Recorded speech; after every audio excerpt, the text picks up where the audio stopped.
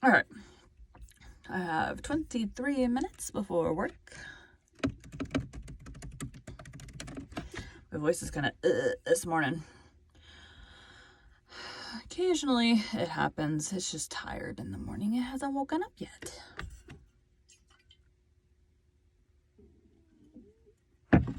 That tea's still strong.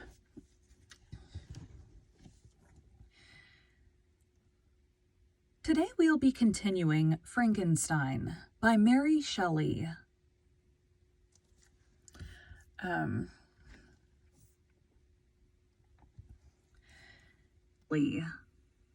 Chapter 2. We were brought up together. There was not quite a year difference in our ages. I need not say that we were strangers to any species of disunion or dispute. Harmony was the soul of our companionship, and the diversity and contrast that subsisted in our characters drew us nearer together. Elizabeth was of a calmer and more concentrated disposition, but with all my ardor, I was capable of a more intense application, and was more deeply smitten with the thirst for knowledge.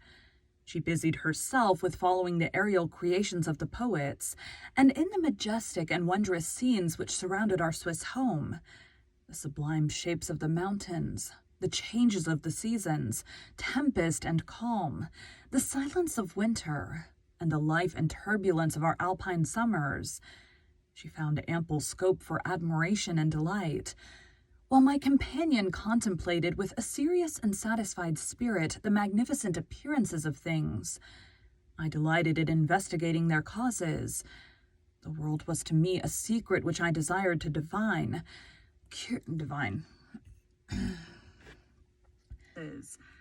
The world was to me a secret which I desired to divine. Curiosity, earnest research to learn the hidden laws of nature, gladness akin to rapture as they were unfolded to me, are among the earliest sensations I can remember. On the birth of a second son, my junior by 7 years, my parents gave up entirely their wandering life and fixed themselves in their native country. We possessed a house in Geneva and a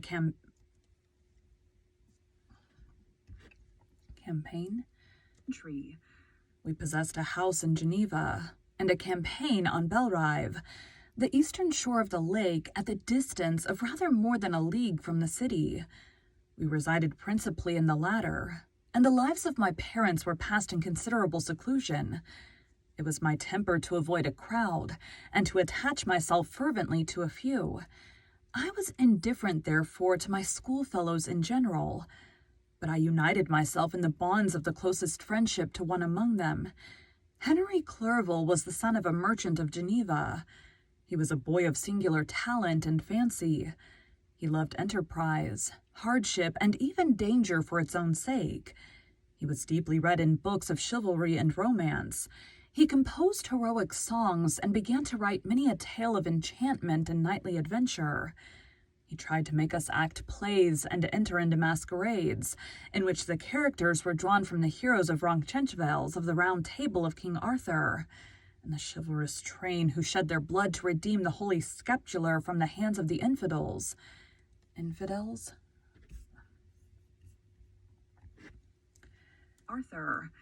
the chivalrous train who shed their blood to redeem the holy scapular from the hands of the infidels. No human being could have passed a happier childhood than myself. My parents were possessed by the very spirit of kindness and indulgence.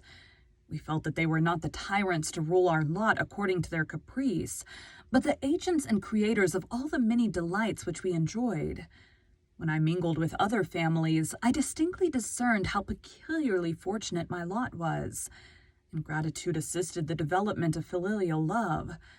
My temper was sometimes violent, and my passions vehement, but by some law in my temperament they were turned not towards childish pursuits, but to an eager desire to learn, and not to learn all things indiscriminately. I confess that neither the structure of languages, nor the code of governments, nor the politics of various states possessed attractions for me. It was the secrets of heaven and earth that I desired to learn, and whether it was the outward substance of things, or the inner spirit of nature and the mysterious soul of man that occupied me. Still, my inquiries were directed to the metaphysical, or in its highest sense, the physical secrets of the world. Meanwhile, Clerval occupied himself, so to speak, with the moral relations of things.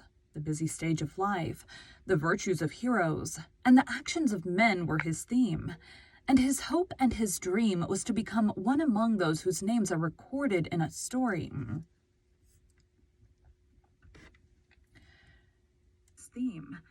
And his hope and his dream was to become one among those whose names are recorded in story, as the gallant and adventurous benefactors of our species. The saintly soul of Elizabeth shone like a shrine-dedicated lamp in our peaceful home.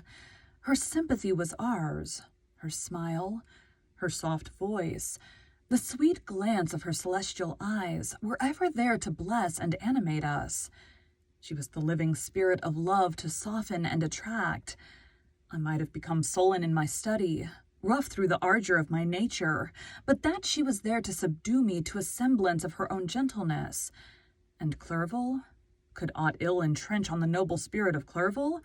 Yet he might not have been so perfectly humane, so thoughtful in his generosity, so full of kindness and tenderness amidst his passion for adventurous exploit, had she not unfolded to him the real loveliness of beneficence and made the doing good the end and aim of his soaring ambition.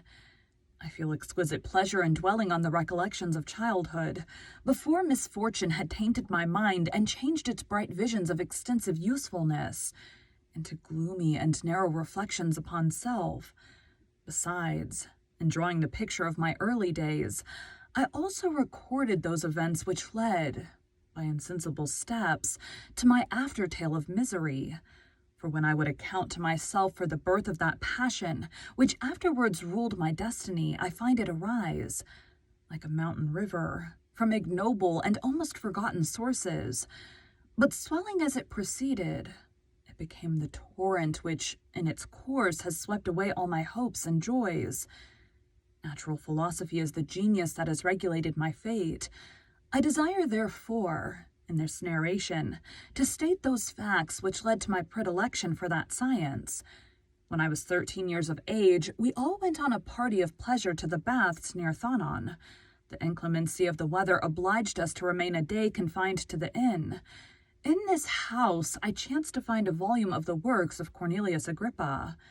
I opened it with apathy. The theory which he attempts to demonstrate, and the wonderful facts which he relates, soon changed this feeling into enthusiasm. A new light seemed to dawn upon my mind, and bounding with joy, I communicated my discovery to my father. My father looked carelessly at the title page of my book and said, "Ah, Cornelius Agrippa, my dear Victor, do not waste your time upon this. It is sad trash." If instead of this remark, my father had taken the pains to explain to me that the principles of Agrippa had been entirely exploded, and that a modern system of science had been introduced which possessed much greater powers than the ancient, because the powers of the latter were chimerical, while those of the former were real and practical.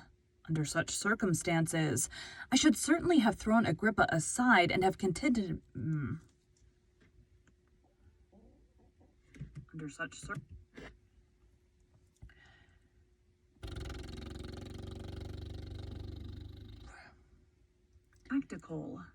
such circumstances, I should certainly have thrown Agrippa aside and have contented my imagination, warmed as it was, by returning with greater ardor to my former studies. It is even possible that the train of my ideas would never have received the fatal impulse that led to my ruin. But the cursory glance my father had taken of my volume by no means assured me that he was acquainted with its contents, and I continued to read with the greatest avidity. When I returned home, my first care was to procure the whole works of this author, and afterwards of Paracelsus and Albertus Magnus. I read and studied the wild fancies of these writers with delight. They appeared to me treasures known to few besides myself. I have described myself as always having been imbued with a fervent longing to penetrate the secrets of nature. In spite of the intense labor and wonderful discoveries of modern philosophers, I always came from my studies discontented and unsatisfied. Sir Isaac Newton is said to have avowed that he felt like a child picking up shells beside the great and unexplored ocean of truth. Those of his successors in each branch of natural philosophy with whom I was acquainted appeared even to my boy's apprehensions as tyros engaged in the same pursuit. The untaught peasant beheld the elements around him and was acquainted with their practical uses. The most learned philosopher knew little more. He had partially unveiled the face of nature, but her immortal lineaments were still a wonder and a mystery. He might dissect their skipped a line. 3. He might dissect, anatomize, and give names, but not to speak of a final cause. Causes in their secondary and tertiary grades were utterly unknown to him. I had gazed upon the fortifications and impediments that seemed to keep human beings from entering the citadel of nature, and rashly and ignorantly I had repined. But here were books, and here were men who had penetrated deeper and knew more. I took their word for all that they averred, and I became their disciple. It may appear strange that such should arise in the 18th century, but while I followed the routine of education in the schools of Geneva, I was, to a great degree, self-taught with regard to my favorite studies. My father was not scientific, and I was left to struggle with a child's blindness, added to a student's thirst for knowledge. Under the guidance of my new preceptors, I entered with the greatest diligence into the search of the philosopher's stone and the elixir of life. But the latter soon obtained my undivided attention. Wealth was an inferior object, but what glory would attend the discovery if I could banish disease from the human frame, and render man invulnerable to any but a violent death? Nor were these my only visions. The raising of ghosts or devils was a promise liberally accorded by my favorite authors, the fulfillment of which I most eagerly sought, and if my incantations were always unsuccessful, I attributed the failure rather to my own inexperience and mistake than to a want of skill or fidelity in my instructors. And thus for a time, I was occupied by exploded systems, mingling like an unadept 1,000 contradictory theories and floundering desperately in a very slough of multifarious knowledge, guided by an ardent imagination and childish reasoning, till an accident again changed the current of my ideas. When I was about 15 years old, we had retired to our house near Belrive, when we witnessed a most violent and terrible thunderstorm. Pretty sure it's Belrive.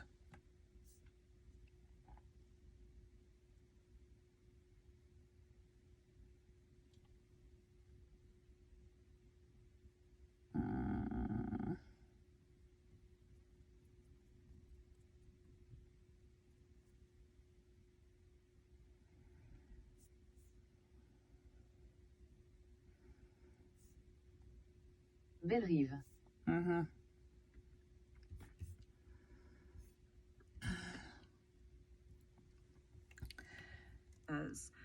When I was about 15 years old, we had retired to our house near Belrive, when we witnessed a most violent and terrible thunderstorm. It advanced from behind the mountains of Jura, and the thunder burst at once with frightful loudness from various quarters of the heavens. I remained, while the storm lasted, watching its progress with curiosity and delight.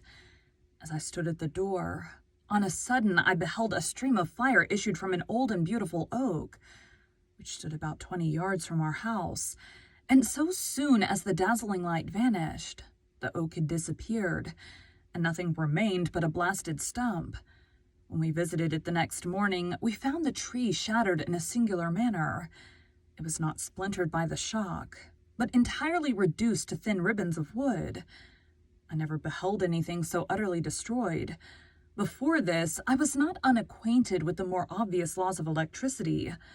On this occasion, a man of great research in natural philosophy was with us, and excited by this catastrophe, he entered on the explanation of a theory which he had formed on the subject of electricity and galvanism, which was at once new and astonishing to me. All that he said threw greatly into the shade Cornelius Agrippa, Albertus Magnus, and Paracelsus,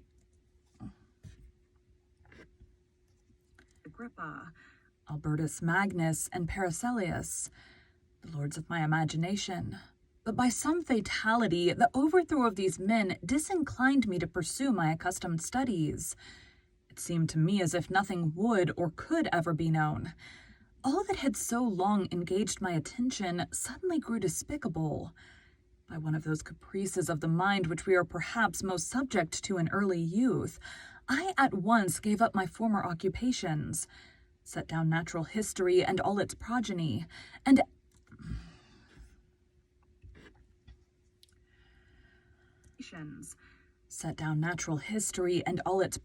as a deformed and abortive creation, and entertained the greatest disdain for a would-be science, which could never even step within the threshold of real knowledge. In this mood of mind, I betook myself to the mathematics and the branches of study appertaining to that science as being built upon secure foundations, and so worthy of my consideration.